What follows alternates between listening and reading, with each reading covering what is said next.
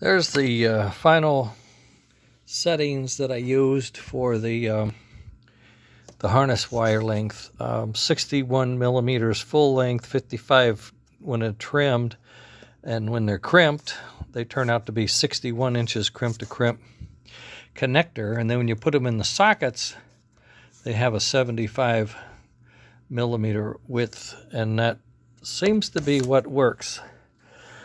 I finished a full set on engine 3, and you can see, here's my pointer, here we go.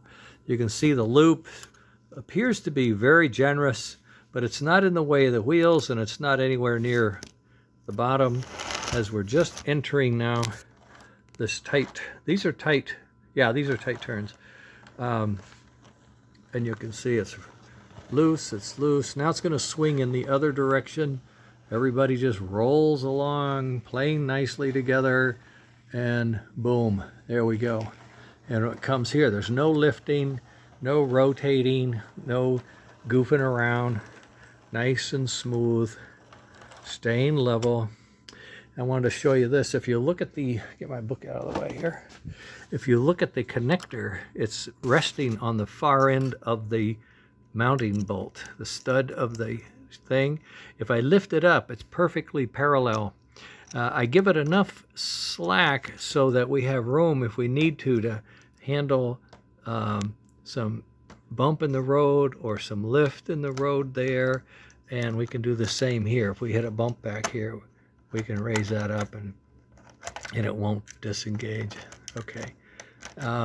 There's probably one last thing I'm going to do now that I've got my engine screwed up. My tender screwed up, I mean. Get in there, you. Okay. It's in, and it's a little in tension, okay? And I think what I'm going to do is I'm going to give some relief on the side skirts. I like the side skirts, you know what? But if you can't deal with them, it's not so good, you know? So I've tried an experiment on the back side. Let me take this off and turn it around, and I'll show you what I did on the back side of this tender right there. And you can pretty well see it, I suppose, right there. You can see there's a little peek hole where that thing can come out a lot more than this one. Let's look. See there? That's the maximum position. He can come out, and you can see by looking down, you know, he's coming out further. Get overhead here. He's coming out further. So he's got a capability of handling a tighter radius. And I think that's all I'm going to do is just this on both sides. And really, if it's black and you're looking at it, you'll see it's a little notch. But if you look at the layout, you'll know that wheel's going to come over there, and you'll recognize it as functional. And I don't think it'll be so obscene. I don't want to clip the whole thing because I really like the skirt. But I'm just going to put in that bit notch and give us just that little extra piece of radius. And I think that's going to keep us out of trouble on the tight track, you know, the short, what do you call it? You know, the conventional turns. And if you look here, you can see it kind of wants to go out there, and it just feels a lot looser. This one is tight already. This one has no slop. The front one has no slop. This one has some motion. It has some compliance left in it, you know, so it's not going to get bound up and cause a problem where this one would. So I'm going to do that to all four, and I think that's going to be the last piece. And then on the bad news, I broke the wire off the speaker, and the speaker is glued in. How are you going to do that? I don't know, but I'm going to have to rip it apart, put new wire on, put it back together. Wouldn't you know it? It's just not your day. Some days you just can't, right? So anyway, the last thing I'm going to be doing is when I plug these in, I need to go through the wiring and trace out who's hot and who's not and all that, and make sure that I know what the pinout is going into the thing, because this red wire is supposed to be going up to the smoke. So if I set my meter here and here, and I'm in continuity test, I should get a little beep saying, yes, we have continuity, okay? And then we'll be in good shape. I also noticed, if I take this off again, and I lay it on its side, that rim, I don't know if you can see that very well, but that rim is coming loose. You see it? The rim is moving in and coming off of the white wall insulator. So I'm going to have to attack that. So I got to grind this off, fix the speaker wire, and fix that wheel.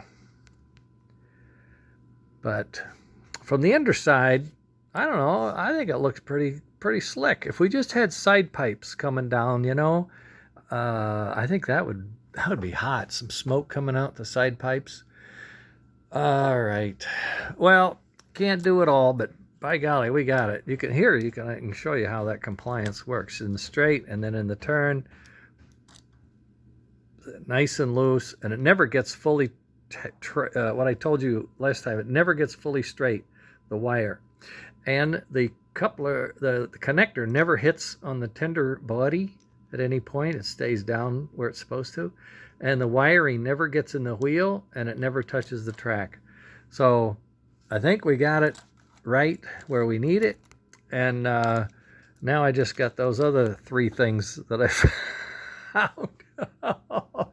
You know, it's a never-ending saga, isn't it? But boy, do I feel good. I can't wait to get that done and get my wiring wrung out and then test it. Speaker I'll do last, because it's not really a functional part. I mean, it is, but you know what I mean. I want to see it run. I want to see it run smooth, take those turns, and not have any leaning or jumping off the track. Obviously, you can't have a train jump off the track. Gilbert never sent one like that. Well, just that one little shuttle diesel thing, maybe. All right, so that's what you got. No show, just talk. But it's progress, man. It sure is. I'll tell you, and I'm documenting this, right? So when this is done and anybody wants to build this thing, the STL files will be available, and I'll put these out some way, somehow, in a video, or staple them together and mail them to you, something like that. But I think this is a heck of a good, look at that tender back there. I mean, paint it, decorate it, wiring, ladders, you know, road name. That's a good looking tender. It's long, but you know, the engine's long. You know, here's the one together, right? This is number 2. I think it's going to be great. Paint them up, and oh boy, it's going to be nice. Okay, so that's the oil. This can be oil or coal. I was thinking you could actually put little bits of coal on down that track there, and that could be coal. Who cares, right? And this one will be coal as well with this flatbed. It's got a cavity and some coal sitting in it. So anyway, there's the 3. This is number 3. Number 3. Good old number 3. Okay, I'll call it quits.